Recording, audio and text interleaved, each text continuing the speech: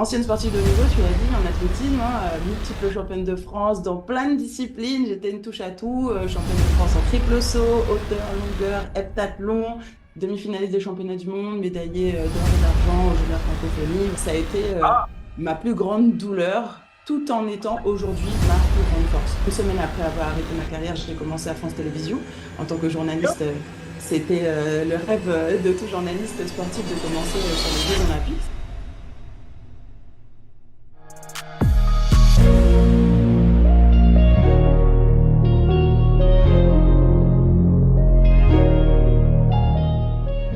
Nice. Et hello l'équipe, comment ça va? C'est JN, Jean-Noël Crétinois.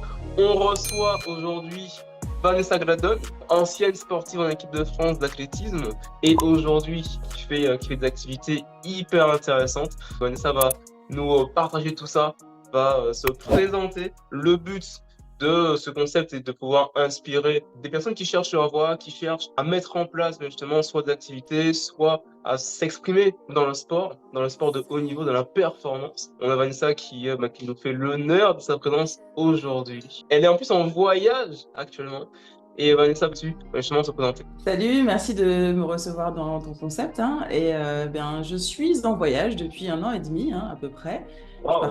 Je parcours le monde pour différentes raisons. Déjà pour grandir à titre personnel et pour aider aussi mes clients à grandir. Parfois, je vais les voir et parfois, la plupart de mes consultations se font en visio, évidemment, mais je profite de mes voyages pour aller voir mes clients.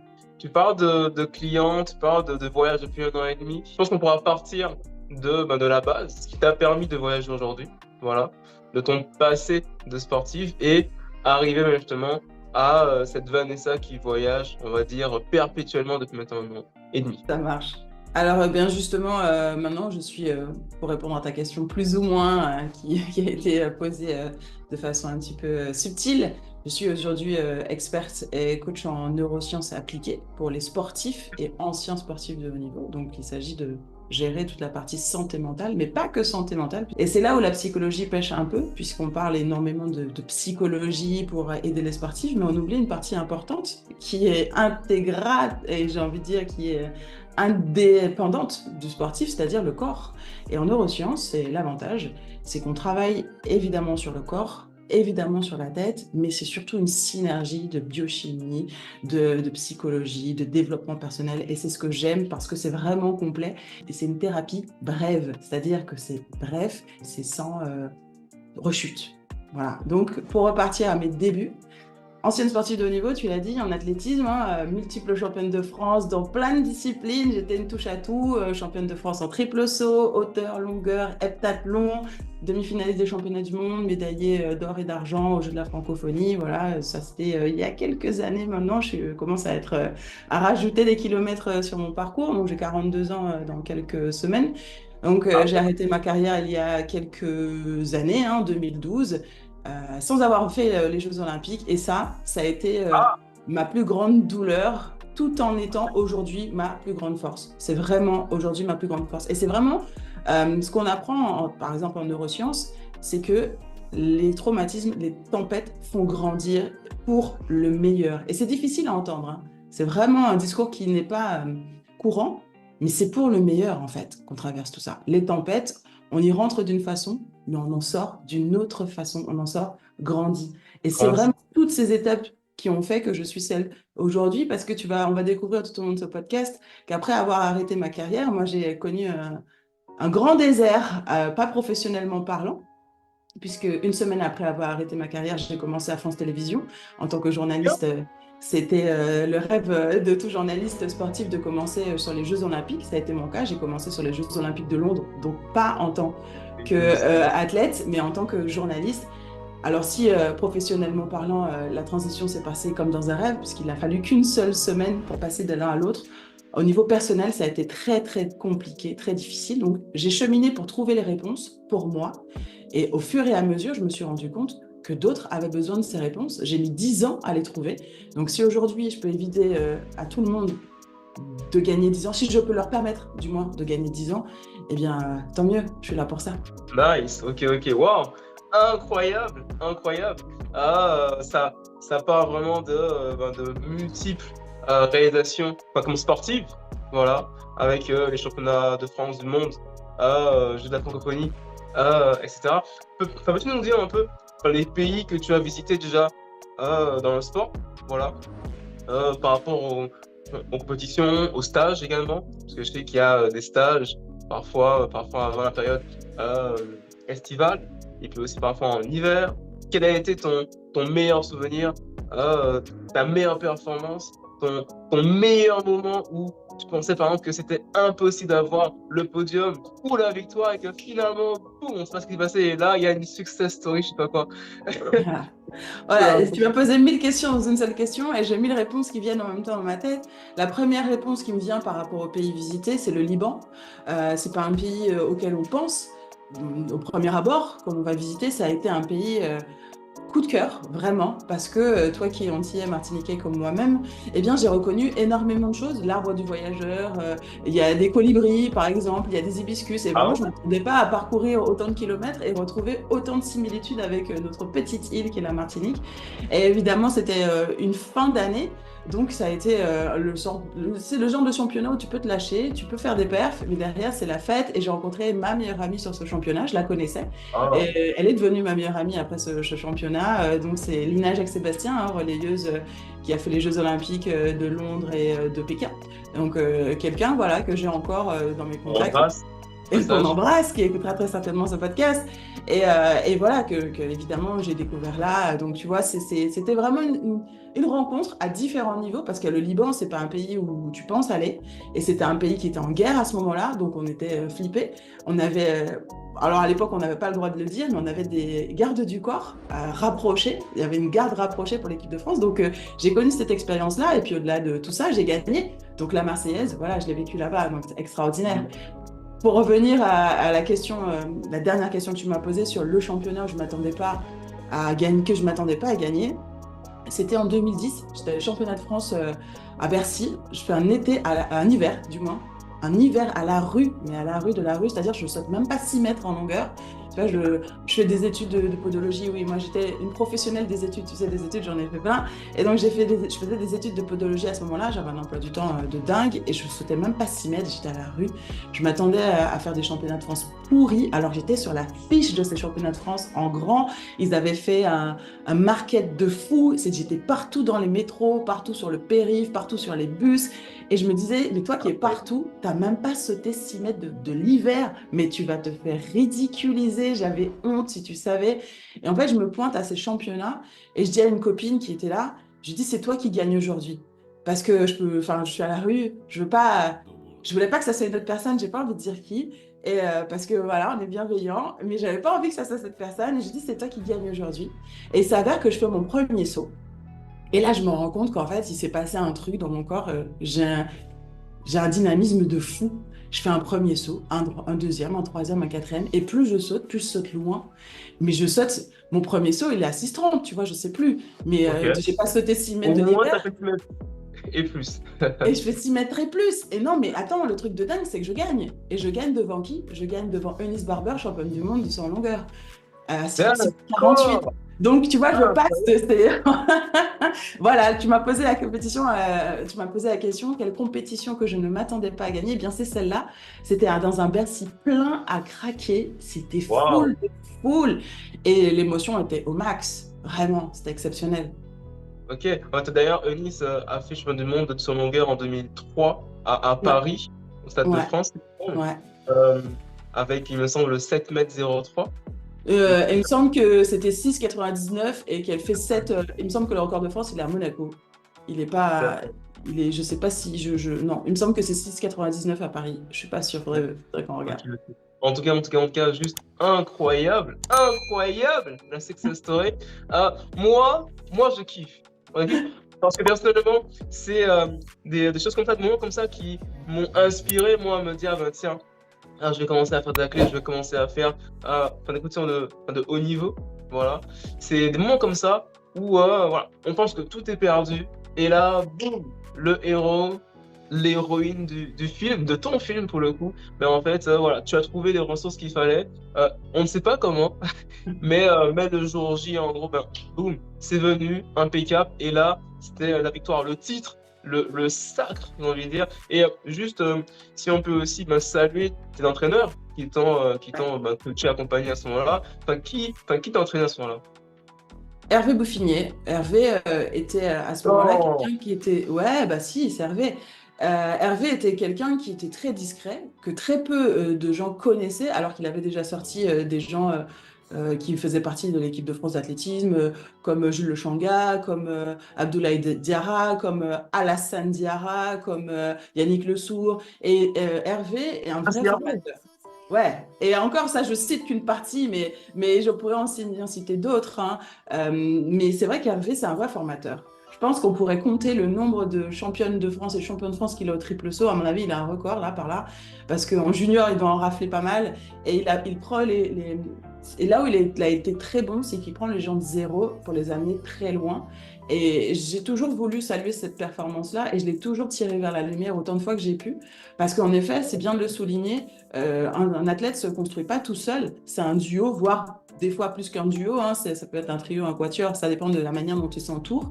L'énergie du groupe est importante, donc c'est vrai que, il est important de souligner que Hervé Bouffinier fait partie de cette histoire-là et qui m'a emmené au championnat du monde, alors qu'il était bénévole, hein, c'était un prof d'éco.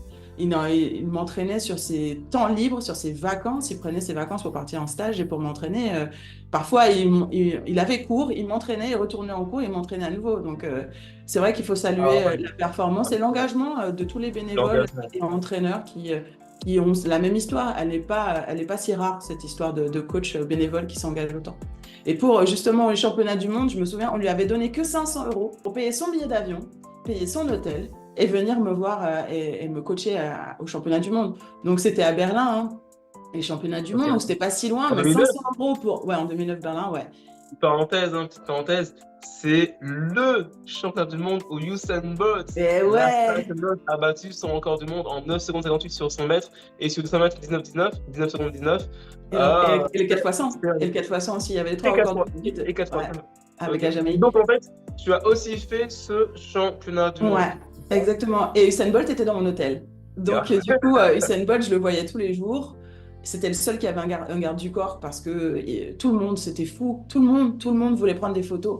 De la femme de ménage, au mec de la sécurité, aux autres athlètes. Tout le monde Incroyable. voulait prendre une photo. Donc, du coup, il était important pour lui de se protéger, notamment sur les jours de compétition. Donc, il se baladait toujours avec un grand gars, bah, bien encore plus costaud que lui, pour repousser et pour qu'on le laisse tranquille. C'était compréhensible. Mais ouais, de mes yeux, j'ai vu les records du monde. Ouais, incroyable. Incroyable. Waouh! Waouh! Comme je dis en général et tout, des flammes pour Vanessa, s'il vous plaît. Les Incroyable, flammes. incroyable. Nice. Ok. Non mais, waouh. Ah, mais je savais pas tout ça, moi. Ouais, bah écoute, ça sert à ça Ok, les podcasts, tu vas nous ok. découvrir les histoires. J'apprécie énormément. Incroyable. Tu as parlé de 2012, où ça a été mais justement la transition. En gros, ton but, c'était les JO, les Jeux Ouais. Olympiques de Mm. Londres en 2012. Voilà. Ouais. Que malheureusement, tu n'as pas pu faire, tu n'as pas pu y prendre part. Mais ça a été, malgré tout, une transition incroyable, parce qu'en une semaine, tu as été journaliste à France Télévisions. Mm. C'est ça. Pour être très honnête, un an avant, donc en 2011, je sentais que j'étais arrivée au bout. Pas physiquement, hein. Physiquement, tout allait très bien, j'aurais pu continuer, mais mentalement, je me commençais à me demander pourquoi je fais ça en fait. Qu'est-ce qui m'oblige à faire ça? Et j'avais vraiment le sentiment de venir, de prendre des claques et de dire merci, je reviens demain. Et je prenais plus de plaisir du tout à sauter, je comprenais plus pourquoi je m'obligeais à avoir, je m'infligeais cette vie-là. Le mot, il est pas galvaudé, il est vraiment fort et c'est à la hauteur de ce que je ressentais. Pour autant, un an avant les Jeux, il était inimaginable pour moi d'arrêter. Tu vois, je me suis dit, ben non, toute ta vie, tu as fait de l'athlète pour faire les Jeux Olympiques. Il est hors de question de t'arrêter un an avant. Donc tu vas pousser et tu vas y aller et puis tu vas te qualifier. Et comme je suis une grande passionnée dans tout ce que je fais, eh bien évidemment, ça n'a pas fonctionné. Et quand je te dis que j'étais à la rue, j'étais à la ramasse. Je sautais allez, 12 mètres, je crois, au triple. Pour une fille qui a sauté plus de 14, on est on est très loin des qualifs, etc. Donc j'étais dans une détresse psychologique relativement difficile toute l'année. Ok. D'ailleurs, quels sont tes records personnels? Mes records. Alors, au saut à hauteur, 1,83 m. C'est ma taille, donc c'est correct, tu vois. Quand tu es sauteuse à Wow. hauteur et que tu as sauté ta taille, c'est respectable. Au triple saut, 14,13 m. Il me semble que c'est la septième meilleure performance française de tous les temps pour l'instant. À l'époque, ça devait être la quatrième. Mais bon, voilà, les filles continuent à sauter et continuent à sauter Ouais. loin. Donc, du coup, je me fais déclasser.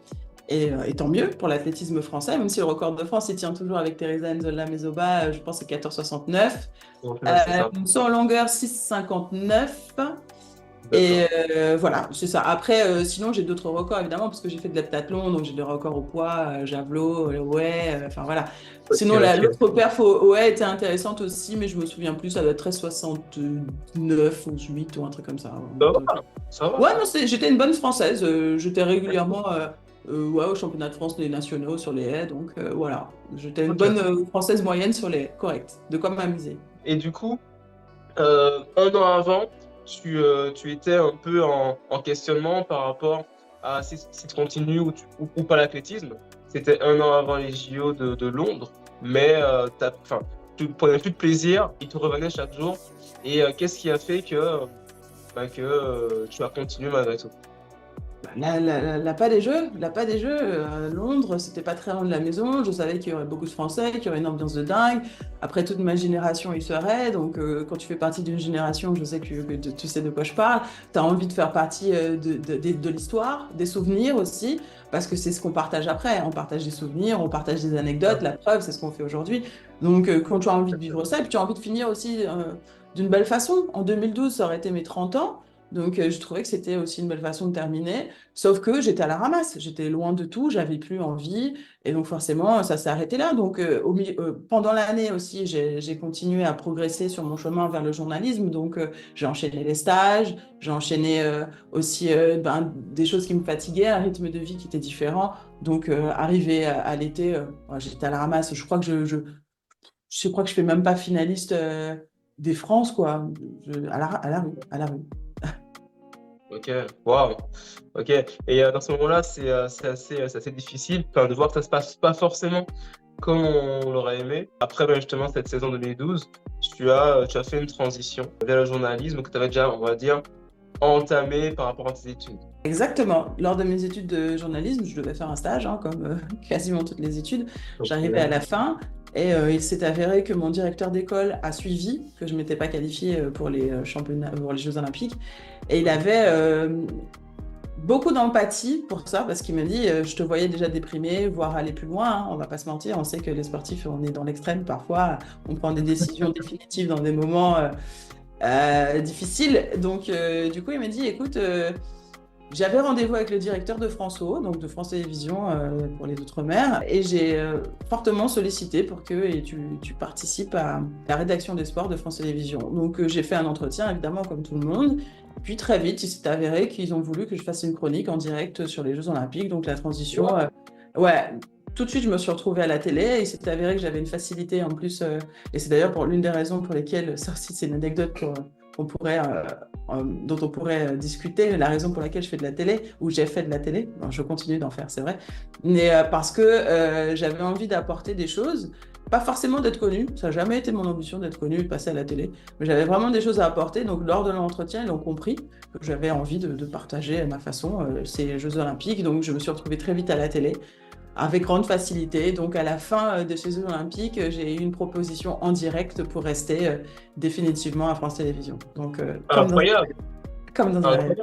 incroyable. Ben, écoute, je pense qu'on peut saluer la personne qui t'a donné cette opportunité. Voilà. Oui, Nicolas Bouige, que tu connais, non? Qui ça? Nicolas Bouige, c'est un journaliste qui fait énormément de reportages sur les ultramarins. Et donc, Alors, les noms, je ne sais pas forcément. ouais, Donc, à mon peut-être avis, que si je oui, te je montre pense. une photo, à mon avis, tu as déjà contacté Nicolas. Il a dû faire des trucs Ouais, avec. c'est peut-être possible. Ouais. Je vais Tu chercher vas et tout. Ouais. investiguer. Ouais, je vais investiguer comme il faut, comme il faut. Ah, Nice, c'est pas ok. difficile, hein. Tu vas maintenant, les réseaux sociaux font que il est sur Insta, tu me dis Nicolas Bouige, tu vas le trouver rapidement, Ok. ouais. Donc Nicolas, après Nicolas était un journaliste, il n'était pas au cœur de la décision, il a certainement poussé ou propulsé l'idée, mais il y avait un rédac chef au-dessus qui a très certainement reconnu que je pouvais apporter quelque chose à l'équipe. Donc, ça a été une décision collégiale. Et d'ailleurs, là aussi l'anecdote, décidément, hein, je suis pleine d'anecdotes. Quand ils décident, France Télévisions, de m'embaucher, de continuer l'aventure à l'année avec eux, France Télévisions, la maison mère de France Télévisions, a refusé. Parce qu'ils considéraient qu'à ce moment-là, ils voulaient réduire la voilure. Il y avait énormément de restrictions budgétaires sur cette période. Et ils ont dit, bah non, on ne va pas embaucher de nouveau parce qu'on a envie de réduire le budget de France Télévisions. L'équipe des sports de France O a fait grève pendant 1 mois et demi pour qu'en fait j'intègre France O. Donc c'était vraiment, voilà, mon ego a été En fait, flatté dès le début, quoi. en gros, l'équipe a fait grève pour que tu puisses, entre autres, enfin, pas que toi, j'imagine, mais que toi, entre autres, tu puisses intégrer les équipes de France Télévisions, c'est ça? Ouais, et non, c'était bien que moi. Ouais, et comme ils ont vu que je pouvais apporter Bravo. quelque chose ils ont vu que je pouvais apporter quelque chose à l'émission qui s'appelait Couleur Sport à l'époque. Ils ont donc décidé de faire grève pendant jusqu'à ce que France Télévisions craque. Ils ont craqué et donc j'ai intégré rapidement le direct de France Télévisions sur Couleur Sport. Ouais. Ok. C'est en plus une émission qui est très connue en Martinique, il me semble, aux Antilles en Ouais. Martinique en tout cas.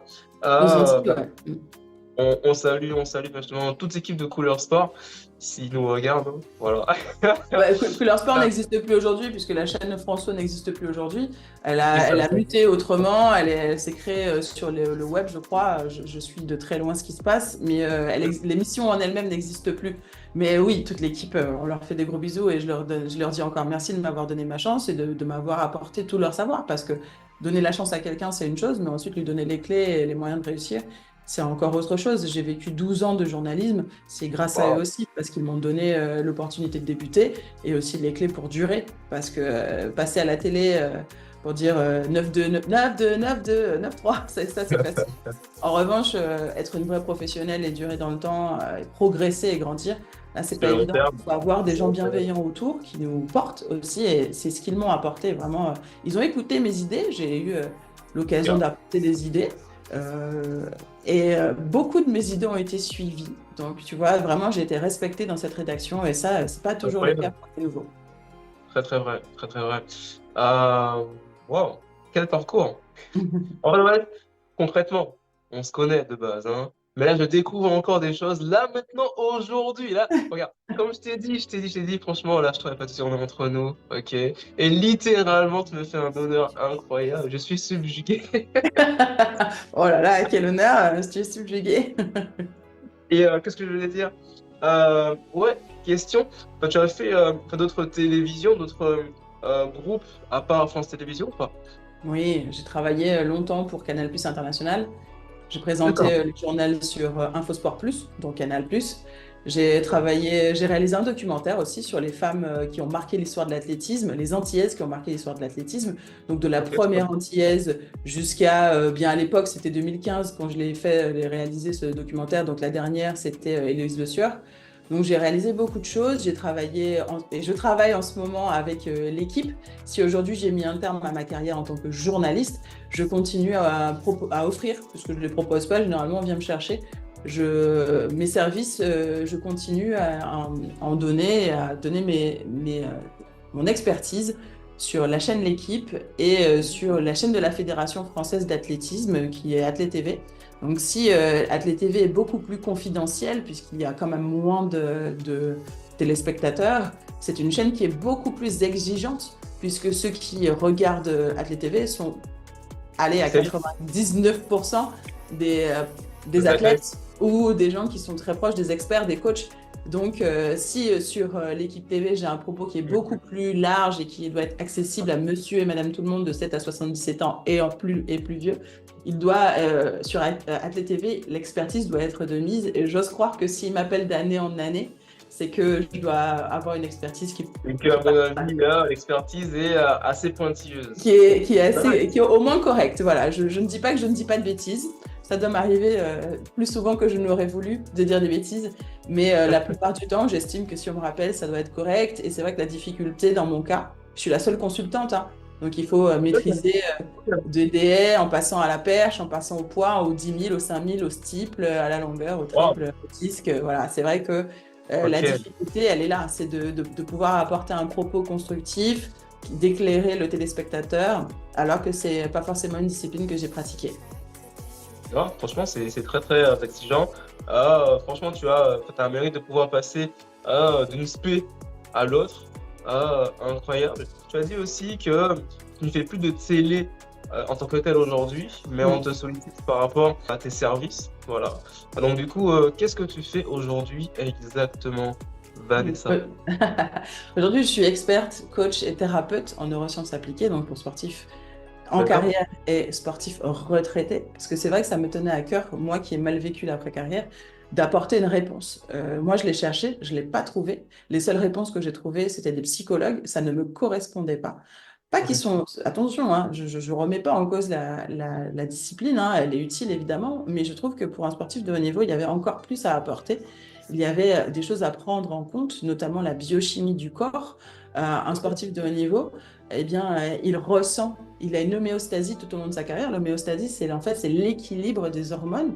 Quand on pratique une activité physique et sportive, on délivre énormément d'hormones, de l'adrénaline notamment, de la dopamine, de l'ocytocine, de la sérotonine. Voilà. On peut faire aussi le point sur les neurotransmetteurs, hein, avec la dopamine, l'acétylcholine, les GABA et la sérotonine. Et ça, c'est vraiment un point qui est la base de notre fonctionnement. Donc en fait, quand on sursollicite le corps, ce qui est le sport de haut niveau, hein, le sport de haut niveau, c'est un excès, on oublie. Hein. L'excès en tout nuit. Et le sport de haut niveau, c'est de l'excès. Ça veut dire que le corps doit se suradapter à l'exigence qu'on lui impose. On lui impose non seulement une exigence physiologique, physique, mais une exigence mentale, une exigence mentale. Et ça, on a l'impression que le mental, il va suivre. Alors qu'en fait, le mental, il est en synergie, c'est un moteur. La plupart du temps, ce qu'on se dit, eh bien, vient de notre cerveau. Je suis fort, je suis pas fort, je suis faible, je me sens...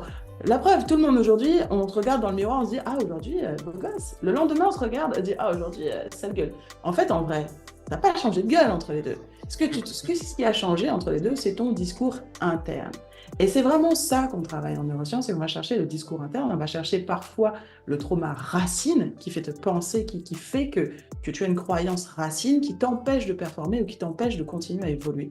Et vraiment, la neuroscience, c'est ça, c'est qu'on va chercher la racine de tes croyances. Et une croyance, qu'est-ce que c'est? C'est un fait, une croyance, pardon, c'est une idée associée à une émotion. Une expérience, c'est un fait, c'est quelque chose qui s'est passé associé à une émotion. Donc, quand je travaille avec les anciens sportifs de haut niveau, je travaille sur l'émotion. On ne peut pas changer le fait. On ne peut pas changer ma carrière. Je ne peux pas changer le fait d'avoir participé ou pas à ces Jeux Olympiques. Non, c'est En fait, quoi. revanche, c'est C'est... un fait. Voilà. Tout le monde peut s'en rendre compte, c'est factuel. En revanche, ce qu'on peut changer, là où on peut travailler, c'est changer l'émotion qui est liée à ces Jeux Olympiques. Pendant très longtemps, j'ai pleuré à chaque fois qu'on parlait des Jeux Olympiques. Pendant très longtemps, tout ce qui était lié aux Jeux Olympiques, ça me faisait mal. Aujourd'hui, les Jeux Olympiques, je les considère comme quelque chose qui m'a fait step up. Pourquoi? Parce que j'ai réussi à trouver le trauma racine, à quoi j'avais associé les Jeux Olympiques, ce qui me faisait mal dans cette association, et ensuite changer le discours interne, changer l'émotion qui est liée à ça. Voilà ce à quoi servent les neurosciences. On travaille sur un socle aussi d'hormones qui te permettent de neurotransmetteurs, qui te permettent d'avoir une stabilité émotionnelle, ça veut dire une base pour travailler. Parce qu'on parle souvent de l'information qui est électrique, qui se propage de façon électrique, mais on oublie qu'il y a une partie qui est chimique aussi. Donc forcément, si les neurotransmetteurs Wow. ne sont pas Ok. biochimiques, concrètement, si les neurotransmetteurs sont défaillants parce qu'on s'est suradapté pour produire l'effort, pour produire au quotidien, même quand ça allait pas. Par exemple, en 2012, j'avais plus envie de faire de sport de haut niveau, mais je me suis forcée à le faire.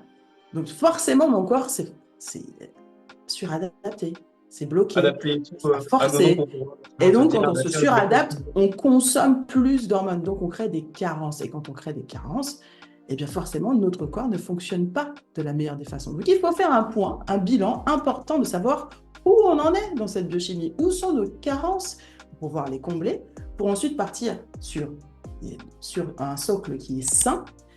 Parce que souvent, on pense que l'émotion, elle est que dans la tête. Non, non. Une émotion, c'est quelque chose de chimique. Ça se mesure dans le corps. Ok, donc, en gros, Forcément. Mhm. pour faire simple, en fait, l'émotion, c'est à la fois chimique et électrique. C'est bien ça? Oui, tout à fait. Tout à fait. L'information, on parle bien d'impulsion électrique dans le corps. Sauf que, après, on va rentrer dans les détails de synapses, etc. Donc, dans l'espace synaptique, on ne peut pas transférer. Oui, là, on va rentrer dans des détails un petit peu trop pointus. Mais il y a bien l'émotion se transfère aussi par la chimie. Donc, si forcément on a des carences, vous pensez bien que l'émotion même va être déjà détériorée. Et pas par En notre fait, il faute. faut bien comprendre, si en fait on se suradapte trop, sans forcément faire de balance, de complément par rapport à ça, pour rééquilibrer bien sûr, le tout, on va justement avoir des choses qui ne sont pas forcément désirées, quoi. C'est un peu ça? Exactement, exactement. On va avoir des comportements qui ne sont pas, ou des pensées qu'on ne souhaite pas avoir, c'est-à-dire des pensées qui nous font mal, des pensées ou des comportements qu'on ne comprend pas. Il m'a dit si, mais j'ai envie de... Quand on a un fait devant nous, quand il se passe quelque chose, on a plusieurs façons de réagir. On n'a pas qu'une seule façon de réagir. On a le choix. On a aussi le choix de nos émotions. Contrairement à ce qu'on pense, on a le choix de nos émotions. Mais le fait que... Alors, Oui. question que, enfin, je t'interromps, excuse-moi, mais question que les gens peuvent se poser, comment on peut avoir le choix de nos émotions? Enfin, moi, je peux comprendre ce que tu partages là, mais je pense qu'il y a plein de personnes qui peuvent se dire, ah ben tiens, ah ben comment ça, je peux avoir le choix de mes émotions? Je peux choisir d'être triste ou heureux, enfin, comment ça se fait, comment ça se passe? Selon la théorie des trois cerveaux, il y a le cerveau reptilien, le cerveau limbique et le néocortex. L'information traverse dans ce sens-là. Elle arrive au cerveau limbique et c'est là qu'est générée l'émotion. Donc, on constate que l'émotion est générée avant qu'elle arrive à notre système de pensée conscient. Donc, c'est vrai qu'une fois qu'on sait qu'on est joyeux ou on n'est pas joyeux, l'émotion est déjà générée. En revanche, physiologiquement, une émotion est générée 60 à 90 secondes.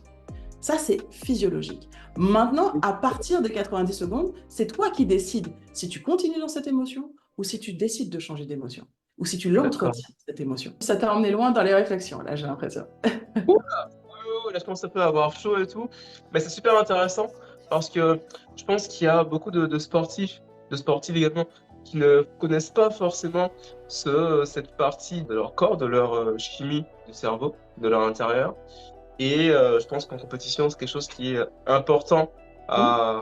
à gérer. Pas forcément tout comprendre de A à Z, mais au moins savoir comment agir dessus, afin Mhm. de pouvoir justement se construire le discours interne le plus approprié, afin d'être performant, de pouvoir justement laisser en fait son corps, ses muscles aller vers la performance maximale, qu'il puisse produire et pas entre guillemets, s'auto-saboter avec des Mhm. mauvaises pensées ou si et ça et ça et ça. Et ça, c'est super intéressant. Comment tu as été amené à t'intéresser, à devenir, on va dire, une professionnelle des neurosciences? Enfin, qu'est-ce qui t'a motivé à partir sur ce chemin-là?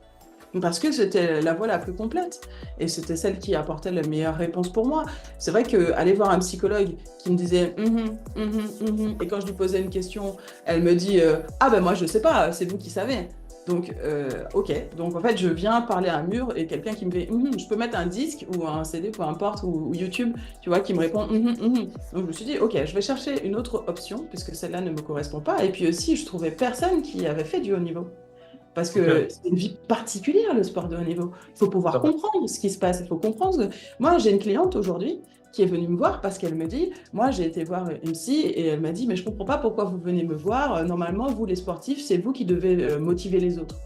Waouh! Alors, quand tu Waouh! vas voir une psychologue et qui te dit, mais moi, je Incroyable! ne comprends pas, les sportifs, c'est vous qui devez motiver les autres, ben, tu comprends déjà qu'elle a, elle a rien compris. Elle a rien compris, elle ne sait pas ce que c'est. Et un sportif de haut niveau, c'est une entité à part, avec une vie à part, une structure à part, un monde, une façon de penser qui est bien à part.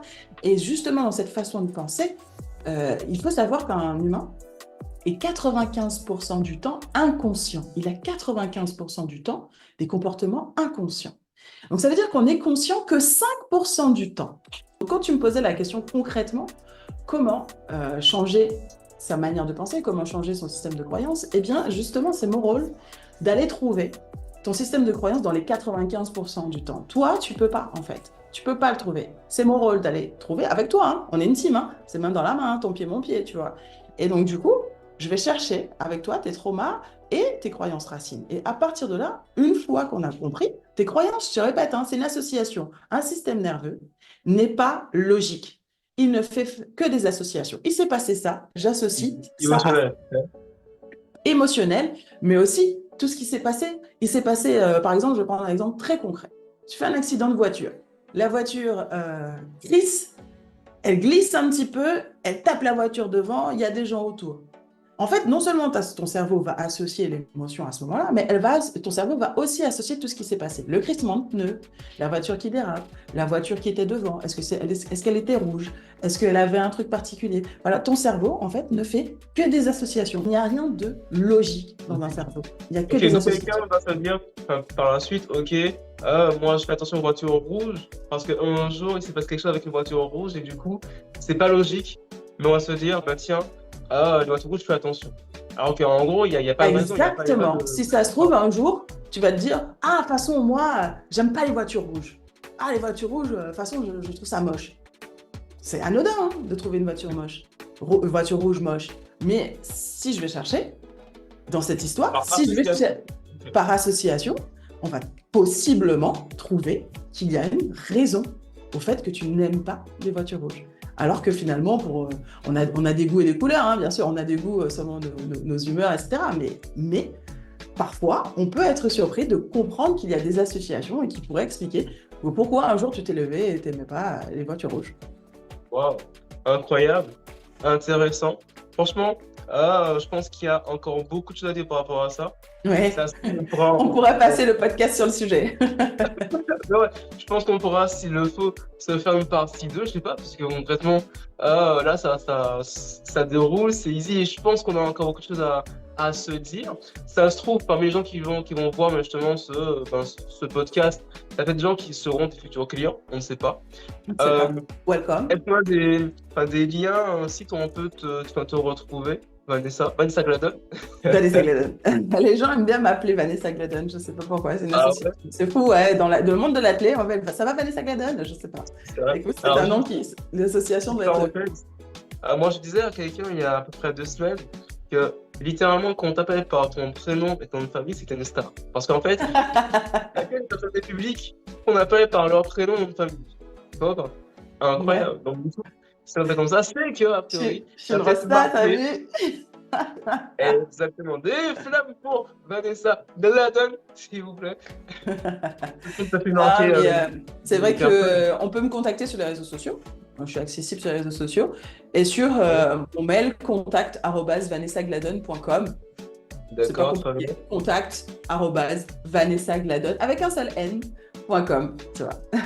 Avec un seul N à Vanessa ou à Gladon? D'ailleurs, les deux. Avec un seul N à Vanessa et un seul N à Gladon. Comme ça, on ne peut pas se tromper.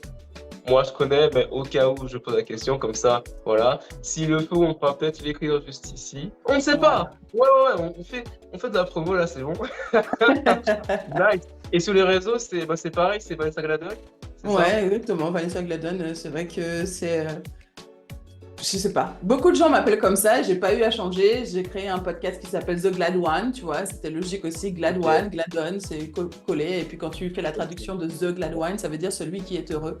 Donc je trouvais ça plutôt sympa de pouvoir associer cette idée au podcast. Surtout que c'est un podcast qui est dédié à l'après-carrière. Donc j'ai fait beaucoup de live maintenant sur les réseaux avec des anciens sportifs et des sportifs justement pour parler de la carrière et de leur ancienne vie.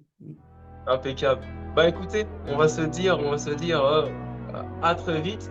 Merci Vanessa Gladon pour ta présence, ton temps, ton magnifique sourire et ces prises d'informations, ce parcours de vie. Ça se trouve encore une fois, hein, je pense que vu ce qui a été dit, je pense qu'il y aura peut-être une partie 2. Je pense qu'on pourra peut-être inviter des gens que tu as cités tout au long de cette interview. Voilà. Et écoute, écoutez, je vous dis à très vite. C'était JN pour vous servir. Follow Drip. Peace.